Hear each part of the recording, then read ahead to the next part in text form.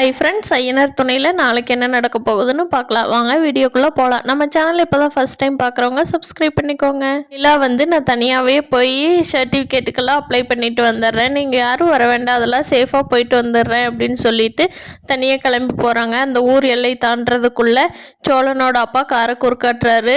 காரை குறுக்காட்டினோடனே நிலாவுக்கு ஷாக் ஆயிடுது. ஐயோ என்னமோ பிரச்சனை பண்ணுவார் போல் அப்படின்னு. இல்லை அப்படின்ட்டு காரில் ஏறி உட்காந்து அவர் போலாம் ரைட் அப்படிங்கிறாரு. என்ன நீங்கள் என்ன, நான் கூட வர்றேம்மா உனக்கு துணைக்கி. நேற்று பேசிகிட்டு இருந்ததை கேட்டேன். தனியாக போறியாம்ல, எங்கள் வீட்டிலேருந்து போகிற பொண்ணை தனியாக போக விட்டுருவேனா?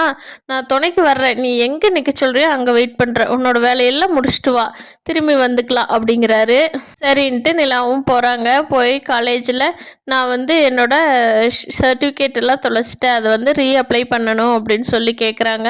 உடனே வெயிட் பண்ணுங்க மேடம் சொல்கிறேன்ட்டு அங்கே வேலை செய்கிற ஒருத்தர் ஃபோன் பண்ணி அவங்க அண்ணங்கிட்ட சொல்கிறாங்க. சார் உங்கள் தங்கச்சி வந்திருக்காங்க, சர்டிஃபிகேட் எல்லாம் வேணும், தொலைஞ்சிருச்சு அப்படின்னு சொல்லிட்டு அப்ளை பண்ணுறதுக்காக வந்திருக்காங்க சார் அப்படிங்கிறாங்க. அவங்க அண்ணன் நீங்கள் வெயிட் பண்ணுங்கள், ஒன்றும் ரெடி பண்ணி கொடுக்க வேண்டாம், வெயிட் பண்ணுங்கள், நான் வந்துடுறேன் காலேஜுக்கு அப்படின்னு சொல்லிட்டு அவங்க அண்ணன் வேகமாக கிளம்பி வர்றாங்க.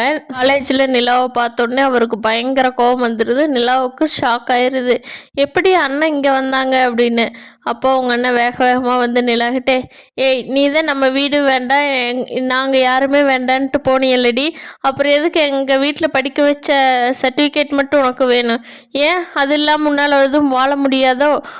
போய் அந்த டிரைவர்கிட்டவே கேட்டு ரெடி பண்ண வேண்டியதுன்னு, எதுக்கு நாங்கள் செலவு பண்ணி படித்த காலேஜில் சர்டிஃபிகேட் வேணும்னு நிற்கிறேன் அப்படின்னாங்க.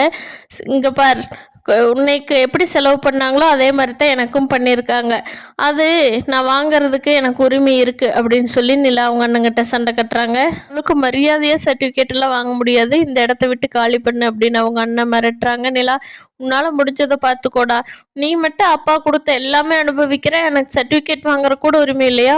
போய் உன்னால் என்ன முடியுமோ அதை பார்த்துக்கோ அப்படின்றாங்க. நிலா ஃப்ரெண்ட்ஸ், நிலா சந்திக்க போகிற பிரச்சனையெல்லாம் அடுத்த எபிசோடில். இந்த வீடியோ பிடிச்சிருந்தா லைக் பண்ணிக்கோங்க. தேங்க்யூ.